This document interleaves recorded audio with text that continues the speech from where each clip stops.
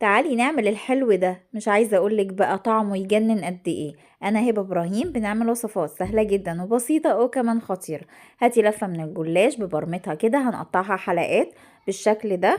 وهنجيب قالب من الكب كيك، القوالب بتاعة الكب كيك، ولو ما عندكيش قالب الكب كيك هتحطيهم في صينية وهترصيهم جنب بعض. ندهن القالب الكب كيك عندنا سمنة، وبعد كده ندهن الوش بالسمنة، ندخلهم في فرن درجة حرارة 180 في الرف الوسطاني ياخدوا لون ذهبي. وبعد كده نحضر الكاستر، كوباية من اللبن عليهم معلقتين من الكاستر او النشا ومعلقة من السكر، نقلبهم على البارد لحد ما يوصلوا للقوام ده، ونغطيهم بكيس تلاجة عشان ما يعملش وش.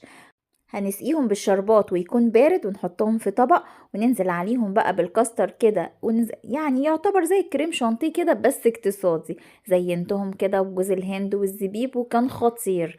بجد جربوها، ولو عجبك وصفاتنا ما تنسوش تدوسوا لايك وشير وسبسكرايب لقناتنا. بحبكم جدا، ورمضان كريم وكل سنة